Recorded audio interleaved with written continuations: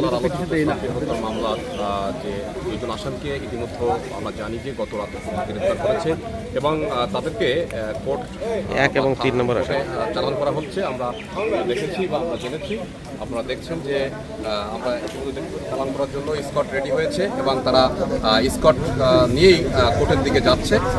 আমরা বিস্তারিত ফুলতলার আলোচিত সাব্বির হত্যার দীর্ঘ 4 মাস পর 1 ও 3 নং আসামিকে পুলিশ গতরাতে গ্রেপ্তার করেছে।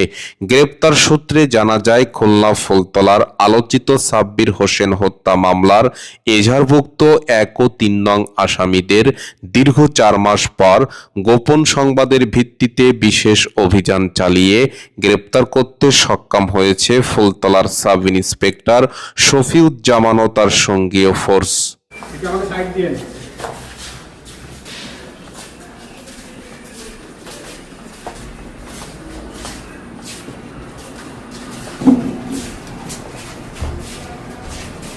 আলোচিত সাব্বির হত্যার আসামিদের মধ্যে গ্রেপ্তারকৃতরা হলো 1 নং এজাহারভুক্ত আসামি মাইন জমাদ্দার পিতা জাহাঙ্গীর জমাদ্দার, এজাহারভুক্ত 3 নং আসামি সুফিয়ান জমাদ্দার পিতা জাহাঙ্গীর জমাদ্দার, যাদের মধ্যে 2 নং আসামি সেজান পিতা মাইন জমাদ্দার পলাতক রয়েছে।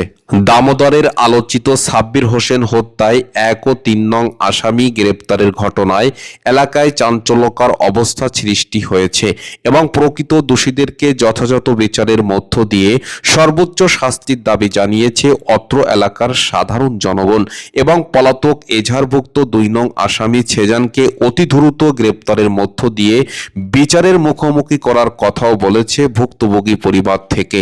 আসামিদেরকে গ্রেপ্তারের পর ফুলতলা থানা পুলিশ সূত্রে জানা যায়, গতকাল রোববার গোপন সংবাদের ভিত্তিতে বিশেষ অভিযান চালিয়ে এজাহারভুক্ত 1 ও 3 নং আসামিকে আটক করতে সক্ষম হয়।